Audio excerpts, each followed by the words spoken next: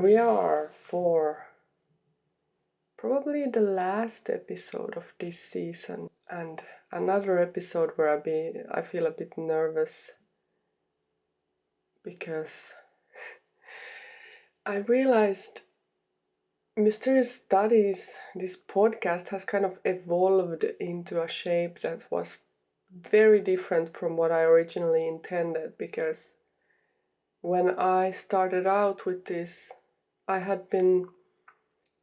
my background is in academia.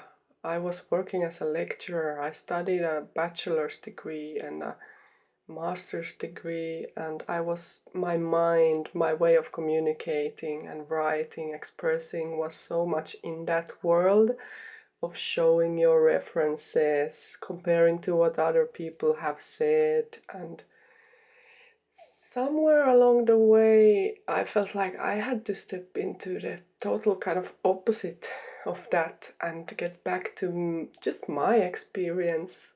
That's what so much of this podcast has been keeping. I noticed there's a theme of trying to encourage the listener, or maybe myself at the same time, to kind of focus on what feels true in my body, my experience, what I have learned, what wisdom I can gather from that. And I needed to do it as a counterbalance to the way that I felt the focus or emphasis was a bit more on having your references, showing how what you bring to the table is based on a solid foundation of what came before or what other people have thought or said. And now, in this episode, I'm trying to find my way back to some kind of a middle point. And I want to do an episode that's focused on sharing an overview of resources, books mainly, that have really helped me and supported me on my journey of reality, understanding reality, or getting new, different perspectives into it, or different ways of seeing it. So this is a bit of a continuation of that episode, Reality is a Process, but actually all of the episodes, because they all kind of intertwine and connect in different ways. And at the same time, I want to borrow this term diffraction. Instead of viewing myself or this podcast or expression as just a reflection, with me reflecting, being some kind of mirror that just reflects a one-on-one image, or even reflects one-on-one the references I've taken, there's something else taking place when we are in this world interacting with, on so many levels, with different sources and people and beings, and then trying to somehow express something from this soup or this mix of so many different influences that we are consciously aware of and also not aware of. And diffraction, that term that I read in Meeting the Universe Halfway by Karen Barad, is helpful in this case because it reminds us about that difference, how we all are so different. We bring our own different ways of filtering things. We're not just one and one reflecting exactly what is. We're always twisting and blending and bringing it into a new shape while we are trying to communicate something. And that's connected to this view of reality as a process where we are creating while we are trying to understand. We are also creating that version of understanding. And I'm saying this also for myself, to remind myself that take a bit of the load off, the weight off my own shoulders. Like, I want to do a good job at presenting some sources in a good, accurate way. And at the same time, the only way I can do that is the way I do it. And it's gonna be as accurate or not accurate as it is, or It's gonna be colored by what comes up for me in the moment or what state I am currently in. And maybe that's the point. Maybe that's also the way that we can share new knowledge or new perspectives, that we embrace that aspect of us that is just different or is what it is, I guess. So, with that framing and that starting point, I wanted to share ways of approaching the whole issue of the theme of reality creation or manifestation or working with intention, because it's such a fascinating subject and there are so many different perspectives on this subject, for better and for worse, where people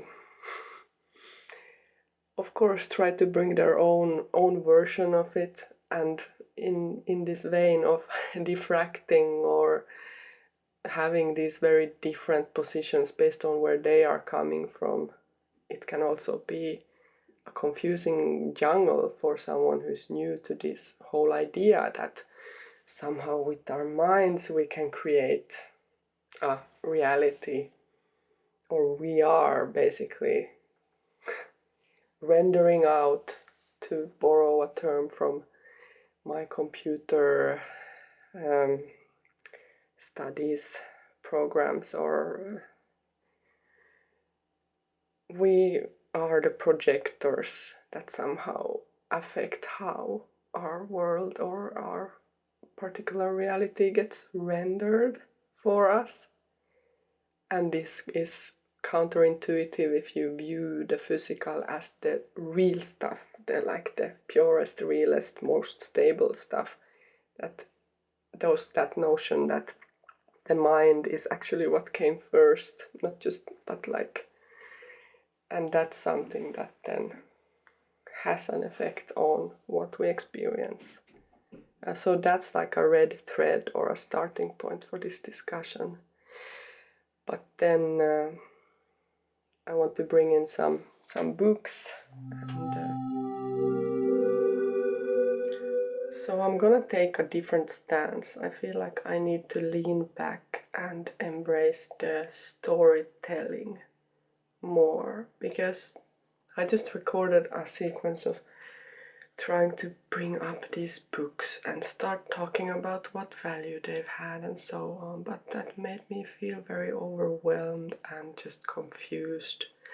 And I started losing the thread more than usual. So I'm gonna give it another try from a different angle and really land into what is it that wants to come through in this moment, and embrace that and allow it to come through. And I think storytelling, as based on my own lived experience, is probably the way to go. And if I want to sprinkle some book references on top, then I can do that.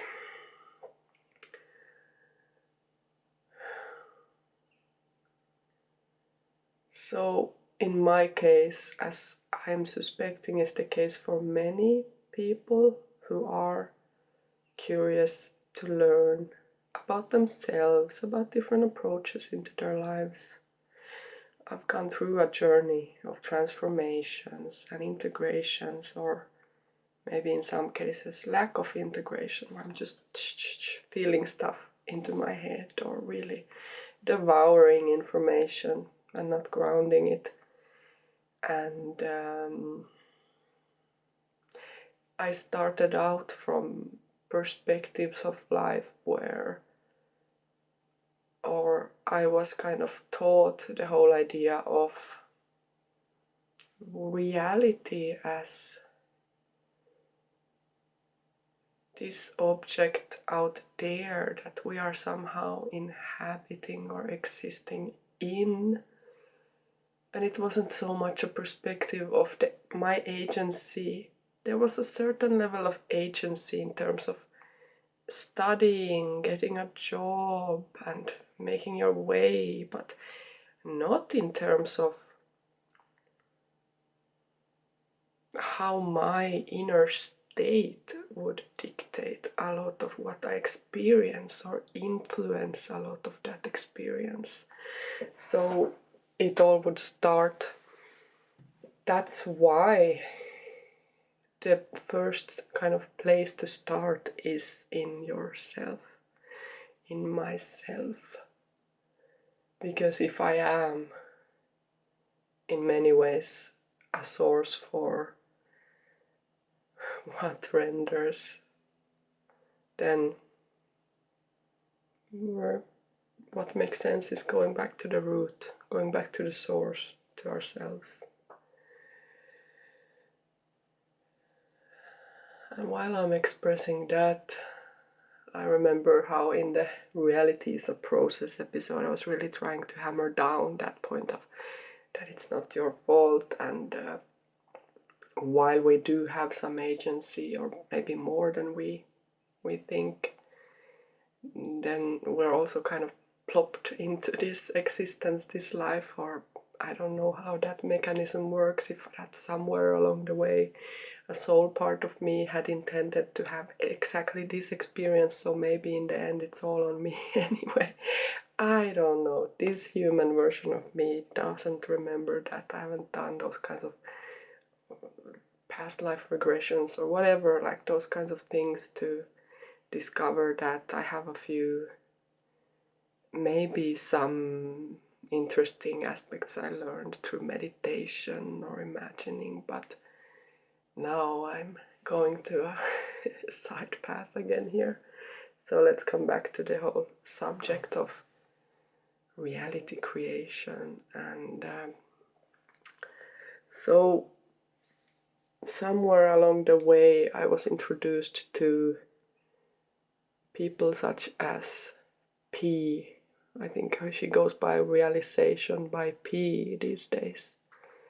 I also worked with her a bit, took some courses, because I resonated with that approach that was kind of like a more grounded approach to these things, where it's like more neutral, matter of fact, like, yeah, these are kind of mechanisms and you can work with it in these ways. And that was very helpful for me, in contrast to a lot of these kind of manic manifestation talk.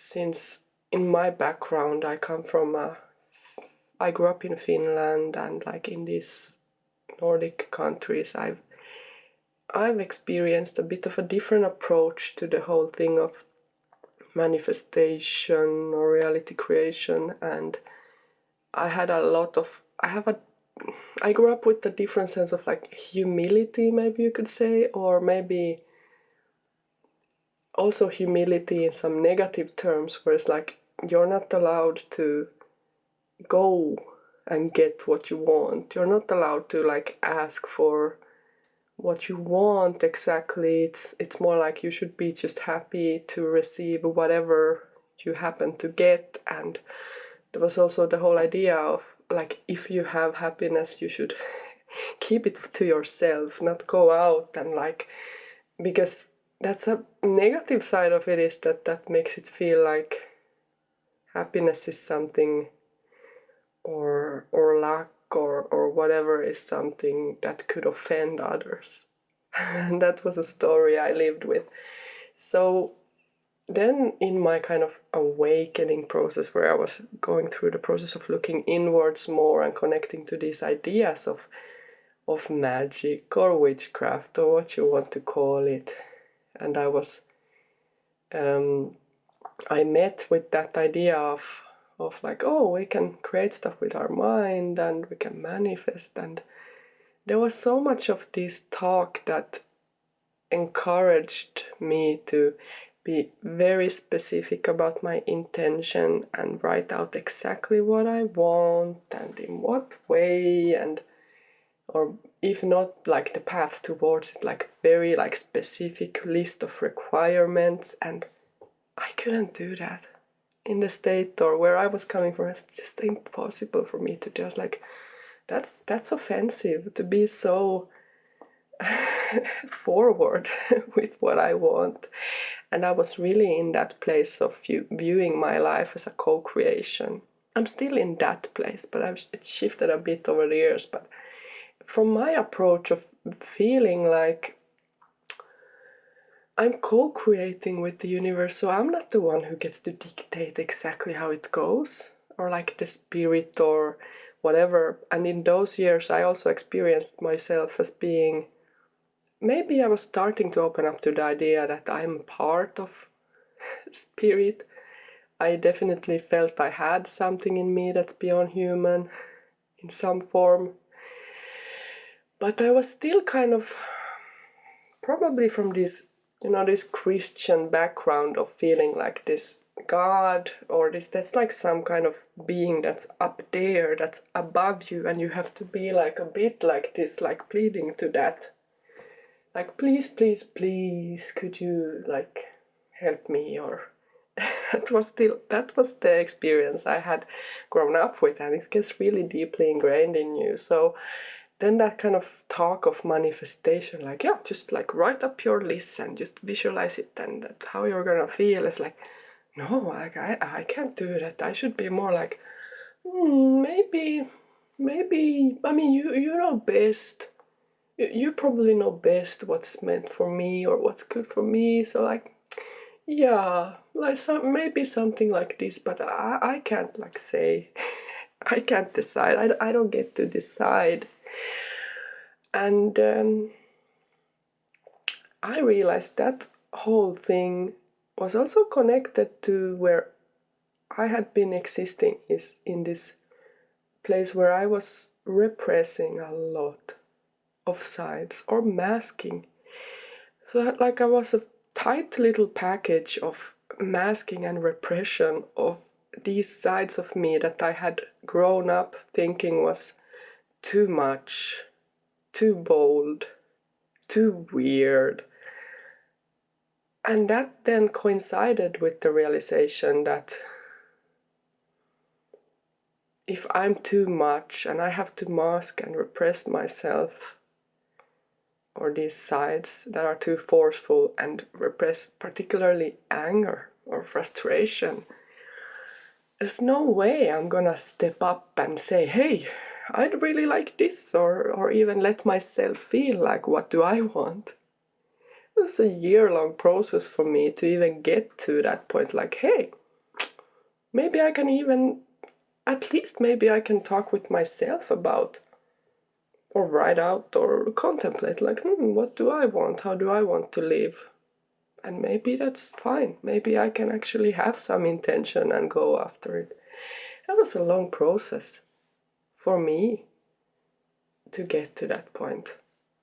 And now that I have been in that point, I feel like I'm coming back to the other side more, where I was experimenting with a more defined type of manifestation, or some people call it, if you're a specific or non-specific, I think maybe it's the word, maybe it's another word, but anyway, that you have like a way of manifesting that's more open-ended or freeform, or other people need to really write out this like list and that's right for them. I don't know, maybe it's like that, or maybe we go through different stages at different times in our life, I don't know. But recently or lately, I've been coming back more towards what I started from. Not so much that I don't have a right to want, but more in terms of, I think the most effective way for me, or if I come back to the idea of a co-creation, it's to have like some kind of guiding star or intention, or I can visualize, like, for me, I imagine that I'm in a situation where I'm just interacting with people, engaging in a way that we all together feel that it's meaningful, it brings value to all of us, and that's my work, that's what I do, and I can feel that energy of that, and the forms, the specifics of that. I don't really need to I don't have the need to pinpoint like that's the exact career I have, or that. Like, that's not for me, that's not the point. Someone else might have an idea, like, I just know I want to be a pilot or whatever it is, like some career. And that hasn't really been the case for me, and I'm starting to embrace that. And that was the same with when I realized, like, yeah, there's something in me that has the drive towards experiencing parenthood and having that type of life. I had no idea how it would end up. Of course, we might carry some unconscious expectations, and I sure did. But in taking those steps towards it, I was very open with how that would come about. And even in terms of parenting, or I think I more like expressed it as having a family for myself. I knew I wanted to have a family, but that could have come in different forms. It could have been like a partner and a dog, or like something different. And then it just so happened that for me it came with kids, and that felt right, and I did that. So it wasn't a very specific thing for me either in that case, ever, really. And that's just me, or my approach that I have started to embrace. And so from that path, if we look back again, what we have traveled through here with my background, it has gone from between those extremes, and that's my way. I usually go from one extreme to the other, and then I come back kind of to the middle again, or then it oscillates between those. And if we want to talk about polarities or opposites, that's something that also is an aspect of reality that I have experienced, that I feel, that I have also met in many of these books, or that has been brought up in many of these references. That is an aspect, that's a mechanism of our reality, where things will naturally kind of, it's a movement. If reality is a process, if life is movement, that's what makes it life. And then maybe death is the stillness. That's kind of also, they're connected, but life here right now in this way, that's movement is a very central element of that. And then it's natural that my process has gone through those moves. And here we come to the concept of the pendulum. That's from Reality Transurfing. That has been one of the most useful concepts that I met with. It's funny, when I encounter concepts, I call it meeting with them, and I guess that's in a way accurate too. So Reality Transurfing, I got this thick book because I'm a geek and I want to get to the bottom of things, and this is a comprehensive description of that framework, or that perspective on reality, which I highly recommend for other geeks particularly. And then there's a version that's shorter and more maybe kind of funny, quirky humor, bit dry, dark humor. That's kind of a rewriting of Reality Transurfing into, if you view Tufti, the priestess, like she's your guide on this journey, and she's kind of a quirky, sassy character that tells you about these concepts. This is a much shorter book. So if you prefer that kind of approach, or you don't feel like reading these bricks, then maybe that could be nice. And both of them have their like strengths and so on. I really enjoyed this. Really did feel for me like I had her with me as a guide on this journey. It was more like experiential or experimental, that I was experimenting with the Reality Transurfing concept, while this book is more like really trying to provide, or does provide, the comprehensive foundations and so on, which is more than gets you thinking, and you can still experiment with that too, but it puts the mind in a bit of a different frame. So the pendulum idea, if I come back to that, is the idea that the whole reality is kind of filled with different pendulums. The way that I've come to view the pendulum is somewhere along the lines of egregores, which are some kind of energetic conglomeration. So let's call it like a cloud of energy, and as humans interact with something, it's like their favorite football team, let's use that example, they're gonna be connected to that cloud of the pendulum of that favorite football team, or the egregore of that favorite football team. Now, we have the football team itself and the background, the economical interests, and all that surrounds it, but they are all attached to that pendulum or egregore, or that energetic cloud, if you will. And in some ways, while the humans, the football players, the fans, have their individual agency and their lives and actions, whatever, they're also, while they're attached to that whole energetic cloud, they're gonna be affected by that energy. It's strong. I know I was experiencing how it is to go to a football game with super fans, and it can be intense. The emotions can go very high, very low, and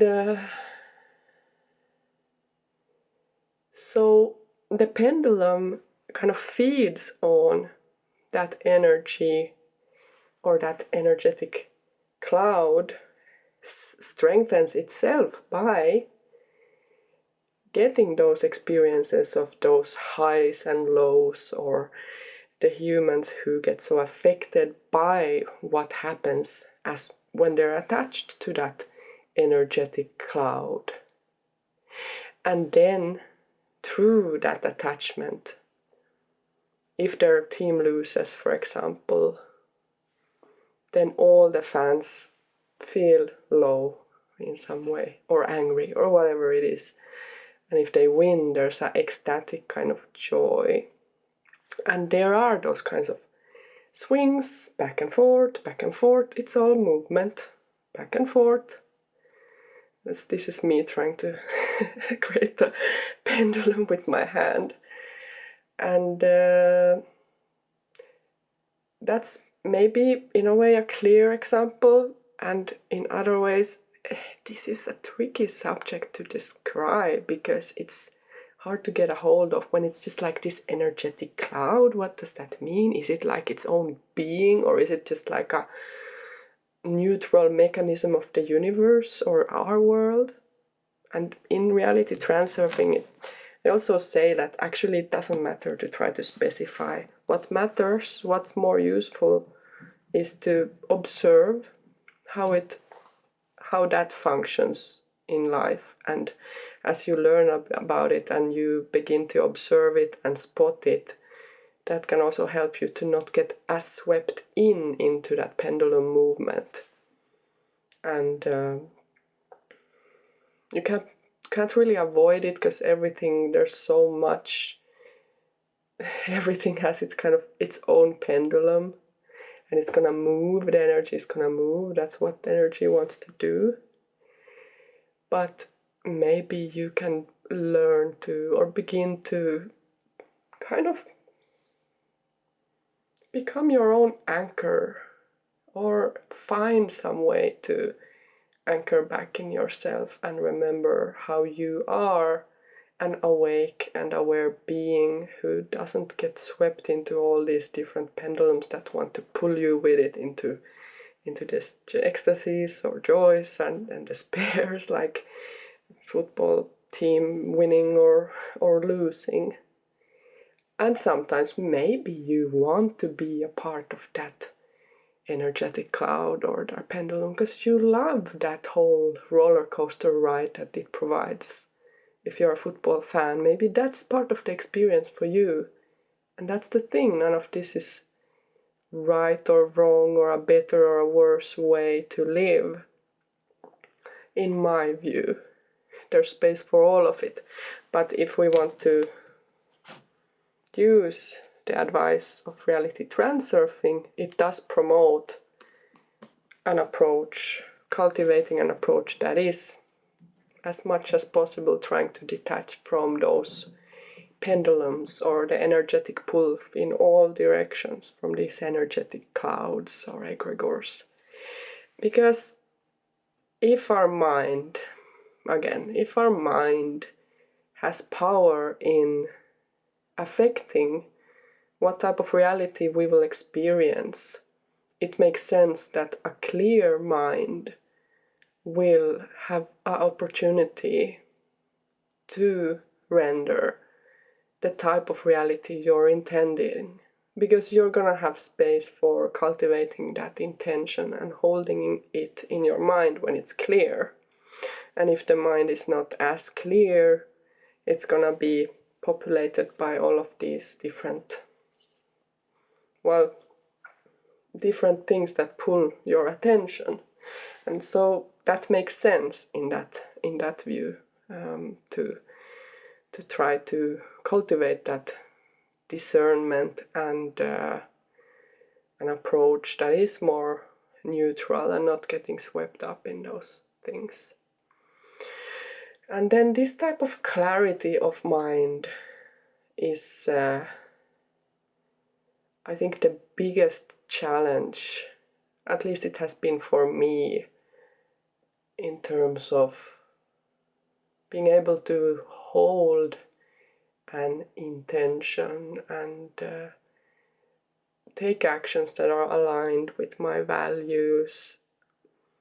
And it took me years to realize that I don't need to beat myself up over it.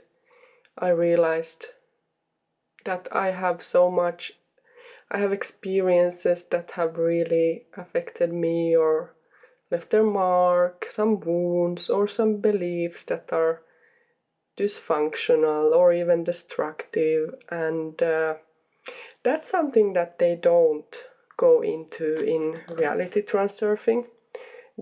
I would say this book is for someone who experiences themselves as already being quite balanced and centered in their own self and healthy. And if you have challenges like traumas or these kinds of experiences that you notice your mind getting swept into, and then there's stuff to do first. There are some first steps to take before you can even get to that kind of a neutral approach that this framework requires. And that was a really important thing for me to realize, because I was annoyed at myself that I wasn't able to do certain things and keep myself clear. And then over the years it was the realization, like, I can't require that from myself with my experiences. I need to have that space to hold those experiences, to even acknowledge or allow myself to feel first, to have any chance at clarity. And that's then a process that can look different for different people, but I do believe, based on my experience, that some type of a somatic experience or connecting back to the body, nervous system, regulation, those types of things are useful. And for myself, it was kind of a mixed path of shadow work sessions with someone who actually knew what that was, how to do that in a way that's gentle and also can alchemize things, with V. Asimov. And that allowed me to have that space where I could even just let myself acknowledge what came up, and then take those steps towards starting to express it and release it.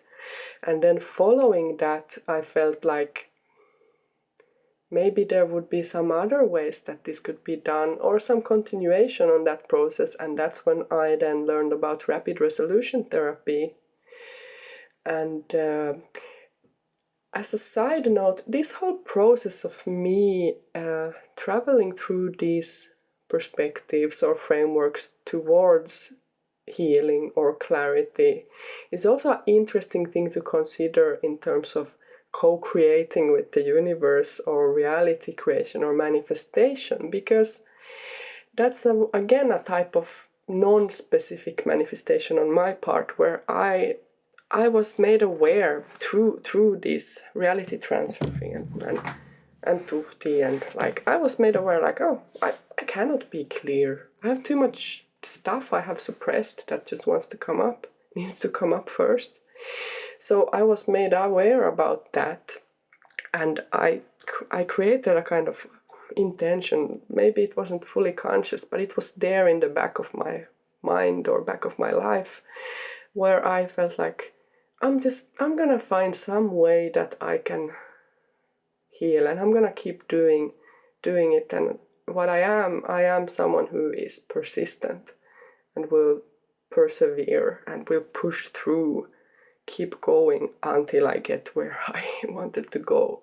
I'm maybe not the fastest person to move, but I'm the one who keeps going when I have gotten onto a track that I want to see through. And that process was something I really wanted to see through, because in addition to just wanting to heal for myself, I had small children and I had angry outbursts. I had so much emotions that I had kept in that now came out at the worst possible times, and I felt ashamed and angry at myself, and those created so many loops, so many harmful loops in all directions. And that was my mind. It was my mind, and at the same time I've come to acknowledge that it was also an effect of the way I had grown up, the patterns or behaviors I had been encouraged. Again, I'm not blaming anyone or specifically, I'm just trying to hold this space of kind of neutral acknowledgement of how events have unfolded. But I couldn't be so neutral about it while I was deep in that muck. And with then the process of different people or different perspectives suddenly appearing, or suddenly somehow like appearing in front of me, and what I have observed is that there's some kind of shine over, like if I see someone's name or I just see them, and there's something they have for me, they have some keys for me. I know there's something there that's gonna pull me forward or help me onward on my journey. And that's what I experienced with this shadow work and with rapid resolution therapy. There were keys there for me to have, and then in turn I can be someone who maybe has keys for someone else. And that's the whole goal for me with this process. Yeah, partly to journey through this process of healing and be in some kind of stability with myself, and also then help support that for others. And in rapid resolution, what I find helpful is it's actually a very accepting and loving framework, because it helps the individual detach their sense of identity from those dysfunctional patterns. If I was someone who was prone to self-judgment and even self-hate, then that's a very valuable tool to get those glasses I can put in front of my eyes, where I can suddenly see everything in terms of, that's a pattern that developed somewhere in your childhood, maybe even earlier, and that's understandable. You would act it out, but it's not you. It's like you have that jacket of that dysfunctional pattern draped over you, and you don't know how to take it off. You're not maybe even consciously aware that you're wearing it, and you need someone else to point out that, hey, you're wearing this heavy jacket, but you can actually take it off, and we can do it together, show you how to do that. And as I went through those processes and learned to take off those heavy jackets, I was also made aware of how much those types of dysfunctional loops or patterns do control us, or our view of reality, and in turn what's possible to experience or create for ourselves, or co-create. And that is why that has then ended up with maybe the most meaningful practice that I also am developing in conjunction with these other perspectives that are more focused on self-awareness. But that kind of a process, or other process, some kind of somatic experiencing maybe, or EMDR, these types of things that can help you clear traumatic responses, experiences, and shift dysfunctional loops into a different track, are extremely useful. And I wish that for everyone to get to go through that kind of a process, to shift that and be released. And then after that type of a process, then it's possible to take those next steps into having a little bit of space, even just a little bit of space, to start imagining something new, or a life where you can thrive. And then we come to the term of intention, which I'm sure if you have had any interaction with manifestation or magic or these kinds of things, that's something that's gonna come up time and time again. And it's described a bit differently by different people or perspectives. And in rapid resolution therapy, intention is actually a very central part of that process, because rapid resolution therapy is about, as I've probably described previously, it's about creating an experience. It's actually being in a space where we can use imagination, storytelling, or just take the body through experiencing a way of being that's gonna shift how your mind comprehends or processes things. And it starts with an intention, first in the therapist's mind, what they are intending for the patient.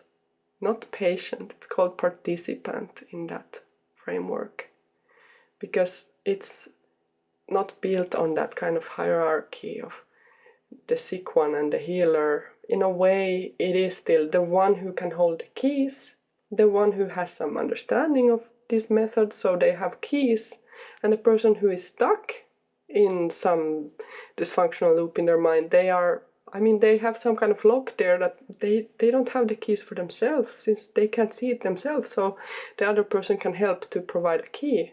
That's a more useful way of seeing it.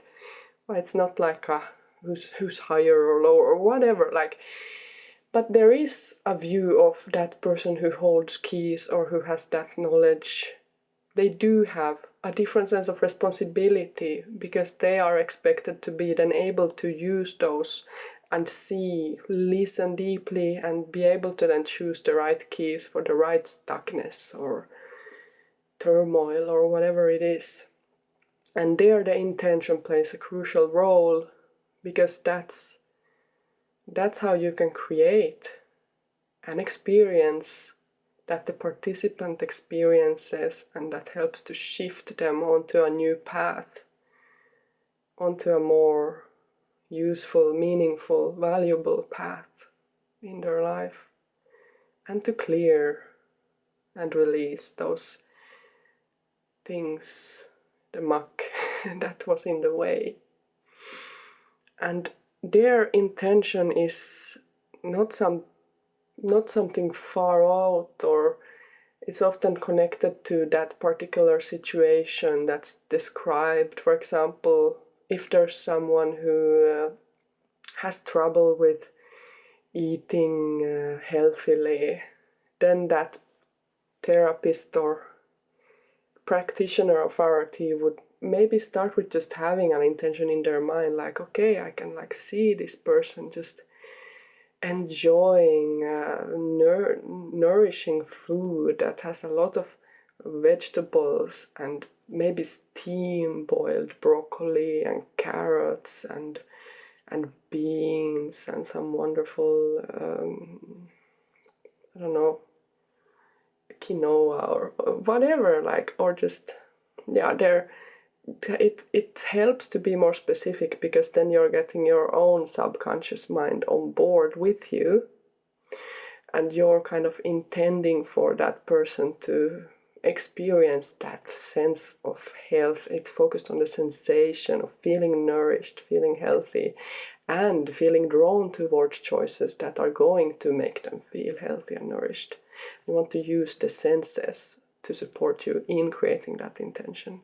It's nothing you have to share with the person, but then it can be also shared and then together, like a shared kind of intention. And so that's a central part in that process that helps to bring forth, maybe in some mysterious way, it brings forth the correct, the most helpful metaphors or stories that you can use with, where you connect to the senses that are then going to influence that participant and let them have an experience where their mind realizes on a deep level why those choices are preferable, the nourishment, because they can feel that nourishment when it's described to them in those terms, as opposed to, the typical thing. If you go to a doctor, it's like, you should eat healthy because there's a lot of protein and you need those kinds of vitamin C, B, D. It's like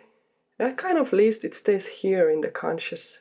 It doesn't go into the unconscious. It doesn't go into the body because it's just floating around and you can't like connect to it with your body.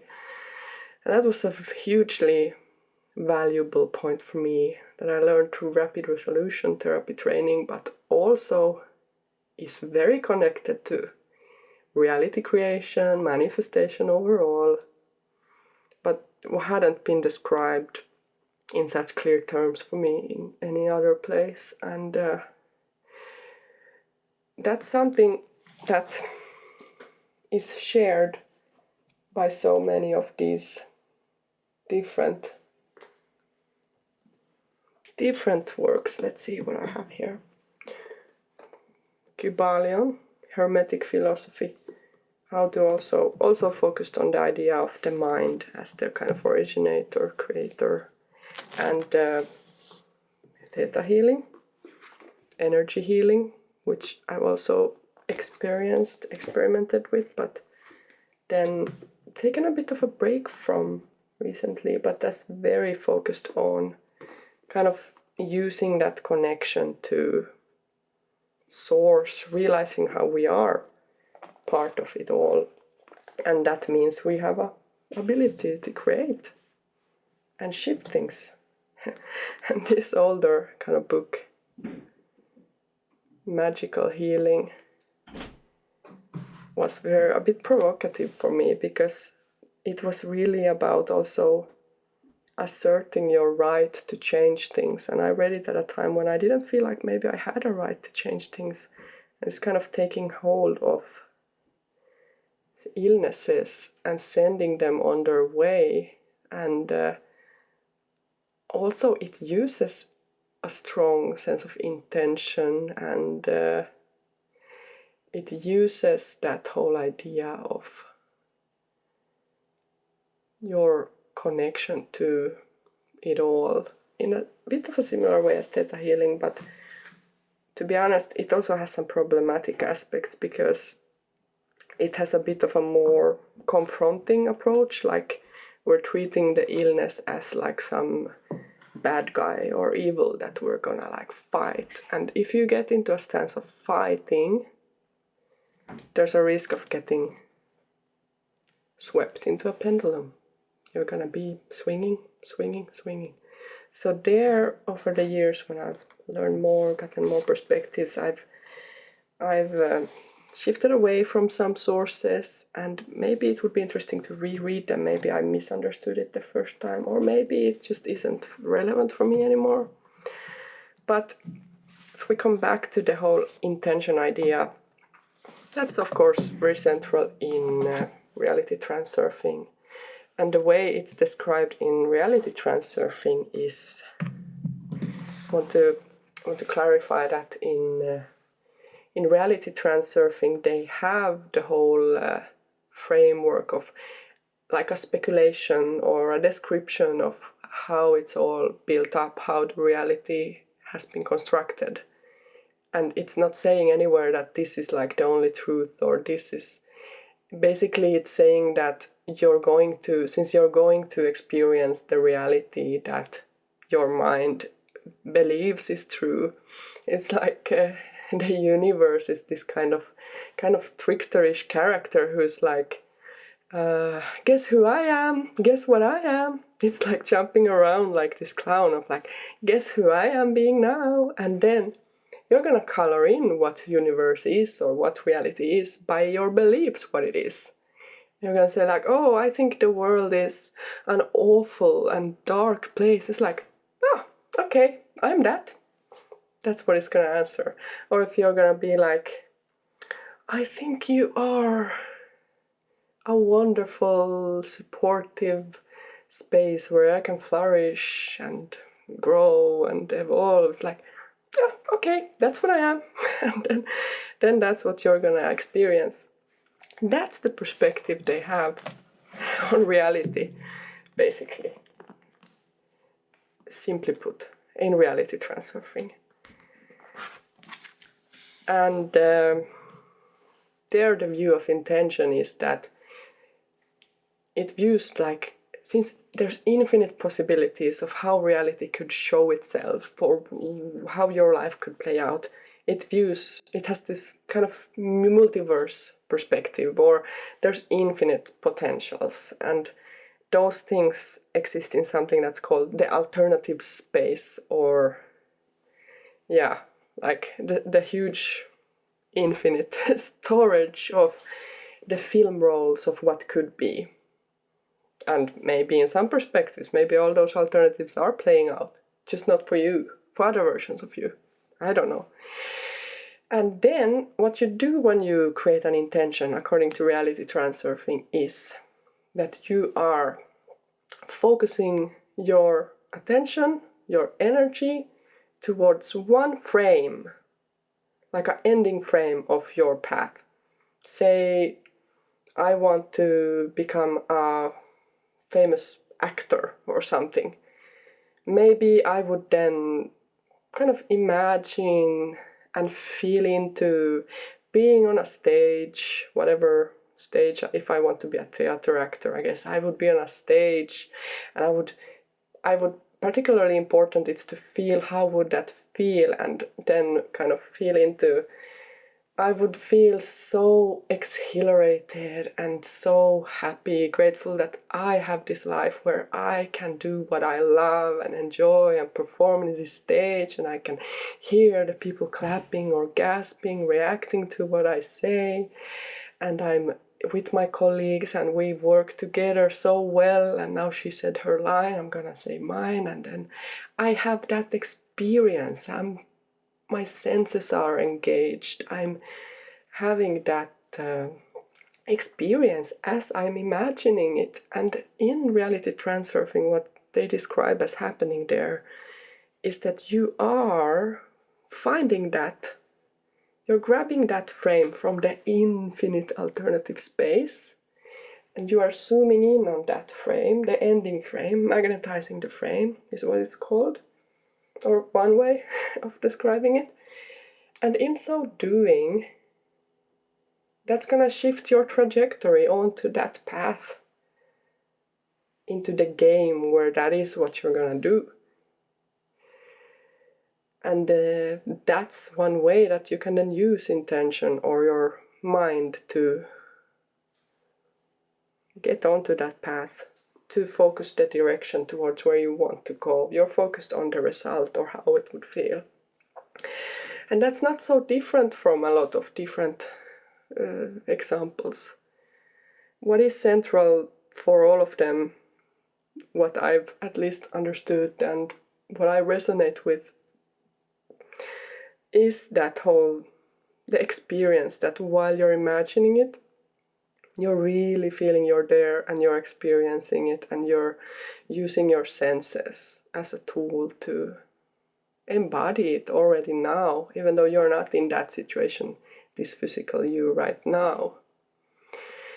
And in reality transurfing, you can have really far-reaching goals. It's this framework that is really like wants to release people from the limits that their mind tends to place on their life, and really live the life you dream. That's what it says, which can be really,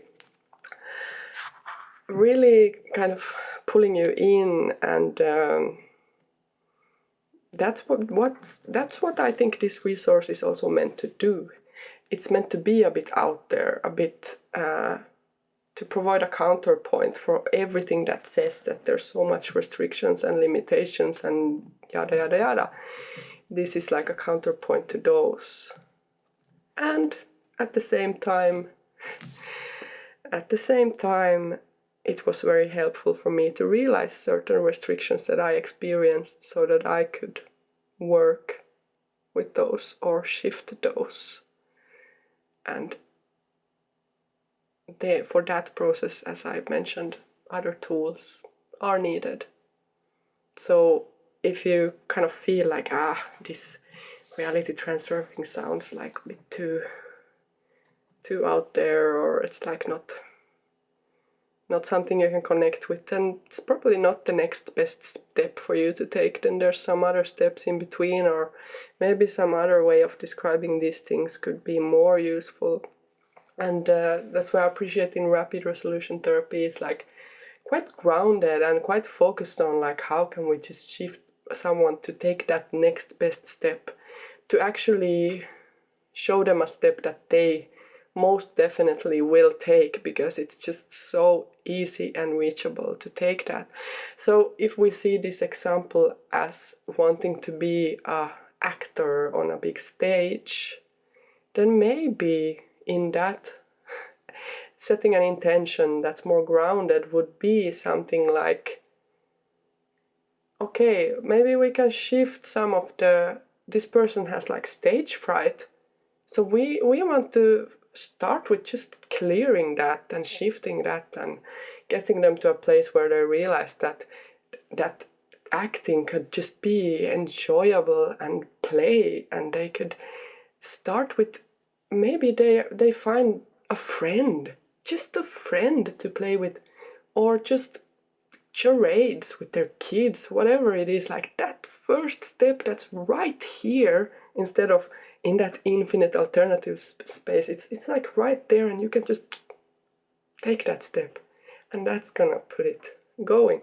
You can have that intention that's further reaching and see them on that stage, but what you're gonna encourage that participant in that situation is to just help them see that next step and take it. And that's what I love about that perspective, is that it's so grounded, it feels so practical and useful right now, right here, right now. And that's where I've described my attention is like in interaction with people right here, right now. I also like to go out there and explore and read stuff like Reality Transurfing or whatever it is. But in the end, I feel like where the magic happens is right here, right now.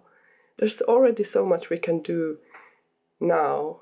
And then if we go and we imagine something way out, it's good to dream. You can dream big. It's not a problem. It's only a problem if you feel like the pull towards some dream is feeling like it's discouraging.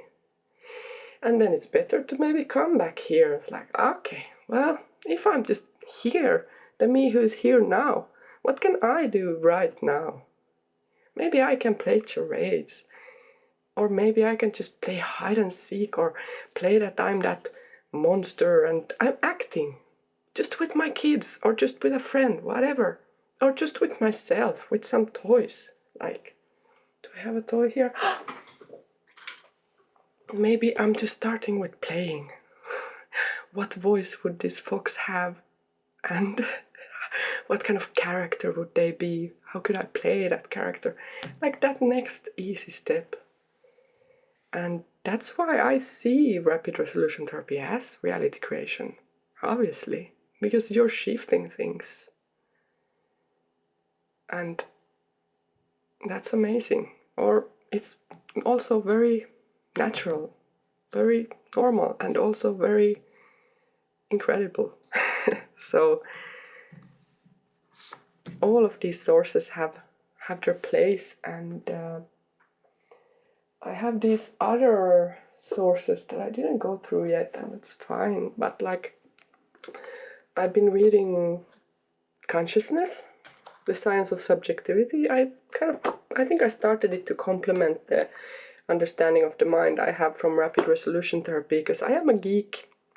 I wanted to go deeper into like the foundations, theoretical underpinnings, and also see where this new perspective, new for me, where I can place it in terms of the whole and how I see it brings benefits and value that maybe other perspectives don't, and like have a grounded kind of foundation to stand on in this work. And also this is a great book.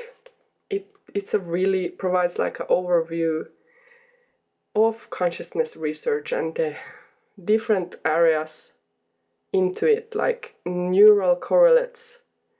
It goes into many different, it goes into philosophy, it goes into neurology, it compares to psychoanalytic behavioristic views, like how these different views will affect how we're gonna view consciousness, how we're gonna study it, how we're gonna research it, and that in turn is gonna then affect what results we get. And I mean, this is obvious stuff. If you have that view that what you focus on is gonna have an effect on what you're gonna experience, but it's also good for me to get a bit grounded back into that whole academic world a little bit. I like to be, actually, my place is to be teetering on the edge, or like balancing all these different perspectives and stances, and this has its place.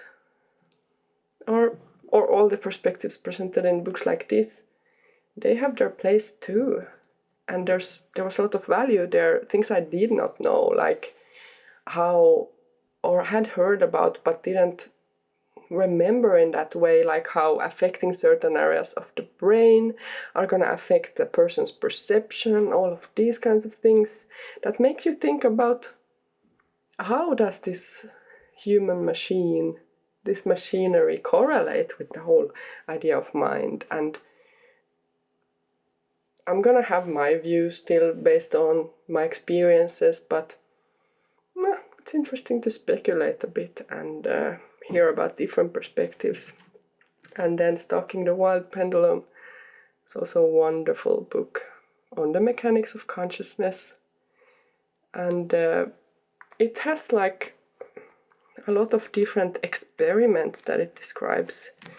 Isaac Bento was an inventor, and he had a lot of different tools of how reality functions, and then he's kind of connecting those to, well, here is a prism, a laser, there's the example of the particle and the wave, and I just love these pictures. And yeah, oscillators, like how everything has this the swing, the pendulum motion. So it's so fascinating when I look back on these things now. There we go, there's another pendulum. Investigating the pendulum there. Like how they all have so many connections and build up to this tapestry of something grander that I can't maybe even describe or take hold of in this little episode. So maybe these resources can just be a bit of a sprinkling on top, and whatever resonates for you, you can then go into and look forward. And this book, these illustrations are also just wonderful. Consciousness on, consciousness off. So just giving these basic descriptions of how you usually view consciousness, and how consciousness has been also kind of wrongly described in many medical contexts as like, oh, if someone is unconscious, or maybe not wrongly, in that context is described as if they react to stimuli or not.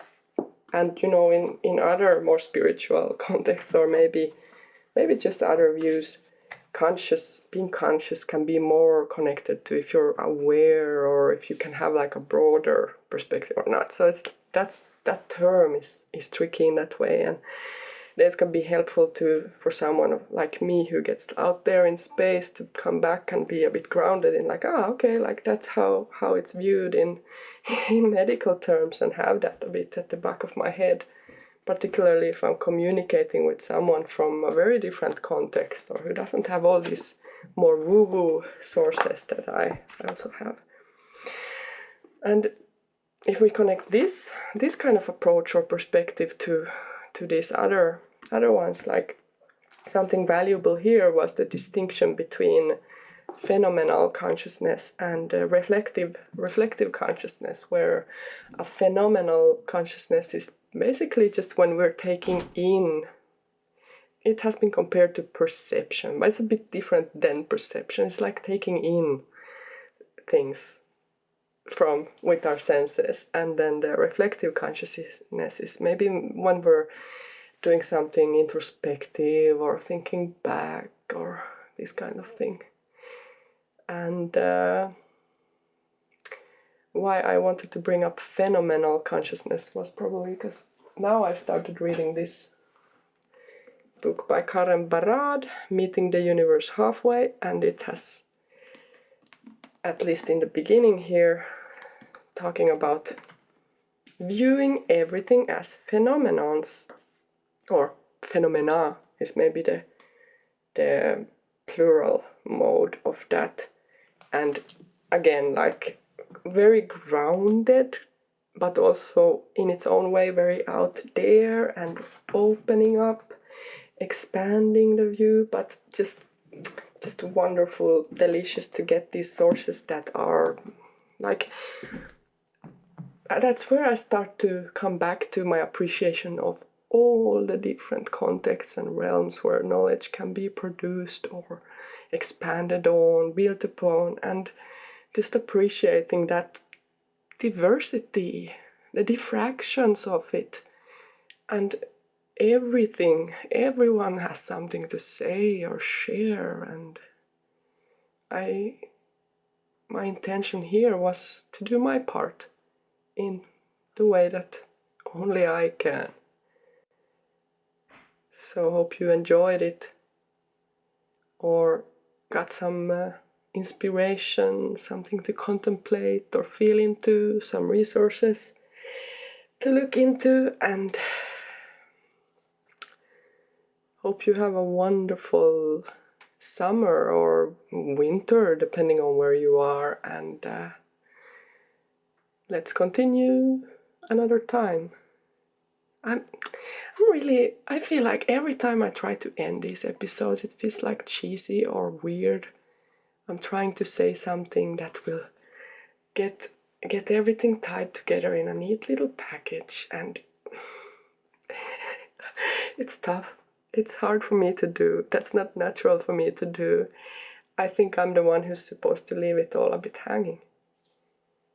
Let it all kind of flow out in midair and not be tied together. So that's where we leave it this time.